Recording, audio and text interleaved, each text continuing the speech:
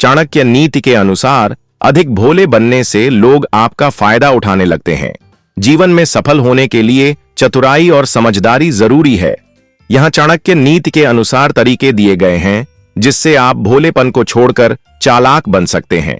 हर किसी पर तुरंत भरोसा न करें। जो बिना परखे किसी पर विश्वास करता है वह धोखा खाने के लिए तैयार रहे। हर किसी की बातों पर तुरंत भरोसा न करें। पहले उनकी नीयत और कार्यों को परखें। अपनी कमजोरियां किसी को न बताएं। अपने राज को किसी को मत बताओ, क्योंकि यह तुम्हारे लिए घातक हो सकता है। अगर लोग आपकी कमजोरियों को जान लेंगे तो वे उसका फायदा उठा सकते हैं। अधिक भावुक न बने। जो अत्यधिक भावुक होता है वह जीवन में कष्ट पाता है। जरूरत से ज्यादा भावुक बनने से लोग आपको बेवकूफ बना सकते हैं। अपनी योजनाओं को गुप्त रखें। सफलता के पहले अपनी योजनाओं का खुलासा मत करो। जब तक आपका काम पूरा न हो जाए तब तक दूसरों को अपनी योजनाओं के बारे में न बताएं। हर किसी से मधुर व्यवहार करें, लेकिन सतर्क रहें। सज्जन व्यक्ति भी सर्प की भांति सतर्क रहना चाहिए।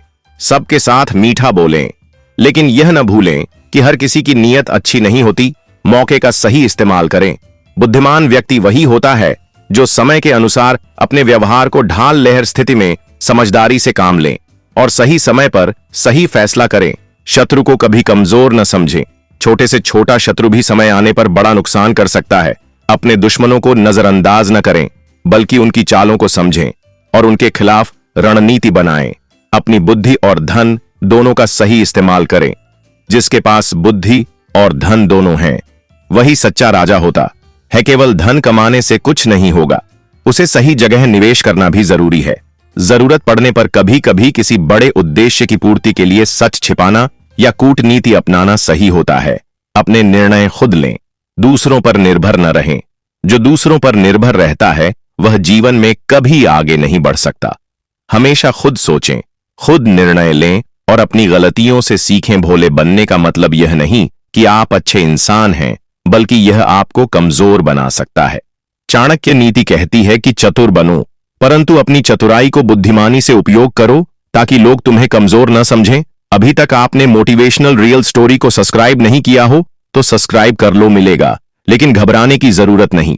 अभी मैं आपको वह गुप्त तरीके बताने वाला हूं जिनसे आप अपने दुश्मनों को पहचान सकते हो और हर कदम पर उन्हें मात दे सकते हो। तो ध्यान से सुनो, क्योंकि अगर आप यह नहीं सीखे तो आपकी जिंदगी दूसरों के हाथ की कठपुतली बनकर रह जाएगी। सबसे पहली गलती जो लोग करते हैं वह यह कि वे अपने दुश्मनों को पहचान ही नहीं पाते। याद रखो, असली दुश्मन कभी भी खुलकर सामने नहीं आता। वह आपके करीब रहने की कोशिश करता है। वह दोस्त बनकर आपके राज्य निकालता है और सही समय पर आपको धोखा देता है।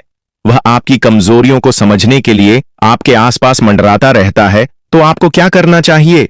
हर किसी पर आंख मूंद कर भरोसा मत करो। जो लोग जरूरत से ज्यादा मीठा बोलते हैं उन पर हमेशा शक करो। जो लोग आपके साथ रहकर आपकी गलतियां निकालते हैं लेकिन दूसरों के सामने आपको बुरा साबित करते हैं, वे आपके छुपे हुए दुश्मन हैं।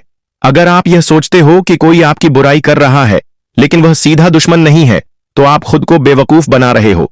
याद रखो, जो आपकी पीठ पीछे आपकी छवि खराब करता है वह कभी भी आपका भला नहीं चाहता। कैसे पहचाने? अगर कोई बार बार आपके शब्दों को तोड़ मरोड़ कर दूसरों तक पहुंचाता है तो वह आपका दुश्मन है। अगर कोई आपकी गलती को बढ़ा चढ़ाकर दूसरों को बताता है तो वह भी आपका छुपा हुआ शत्रु है। अगर कोई आपकी निंदा दूसरों के मिलेगा, लेकिन घबराने की जरूरत नहीं। अभी मैं आपको वह गुप्त तरीके बताने वाला हूं जिनसे आप अपने दुश्मनों को पहचान सकते हो और हर कदम पर उन्हें मात दे सकते हो। तो ध्यान से सुनो, क्योंकि अगर आप यह नहीं सीखे तो आपकी जिंदगी दूसरों के हाथ की कठपुतली बनकर रह जाएगी। सबसे पहली गलती जो लोग करते हैं वह यह कि वे अपने दुश्मनों को पहचान ही नहीं पाते। याद रखो, असली दुश्मन कभी भी खुलकर सामने नहीं आता।